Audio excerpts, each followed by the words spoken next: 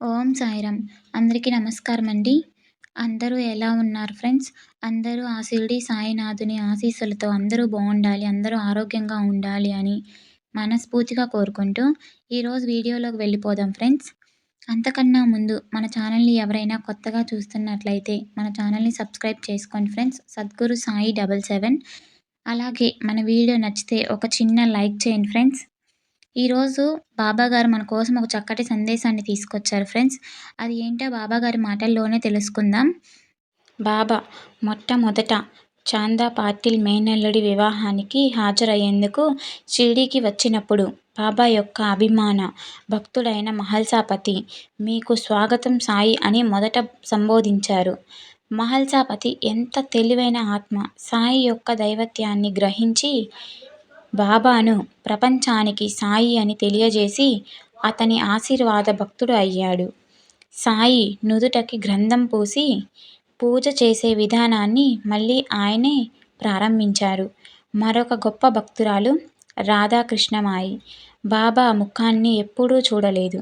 కానీ బాబాను తన ప్రియమైన శ్రీకృష్ణునిగా ఆరాధించి బాబాను కీర్తిస్తూ ఆశ్రయిస్తూ భక్తులకు ఆహారం అందించి విశ్వరాజు సాయికి రాజ మర్యాదలు చేస్తూ సాయిని రోజూ పూజించడం ప్రారంభించారు. గజానన్ పటేకర్ బాబాకు సేవ చేసి బాబా ఆశీర్వాదంతో గజానన్ మహారాజ్ అనే పేరుతో కీర్తి గడించారు.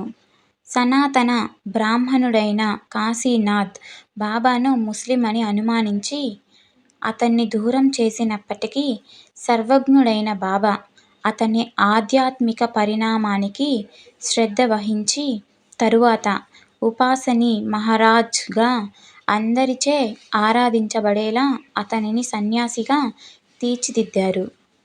అమితమైన బాబా భక్తుడైన వామన్ రావు గృహస్థుల అనుబంధాల నుండి విముక్తి పొందినప్పుడు అతను బాబా ఆశీర్వాదంతో ఏకాంతంగా మారి తన పేరును సాయి శరణ్గా మార్చుకున్నాడు.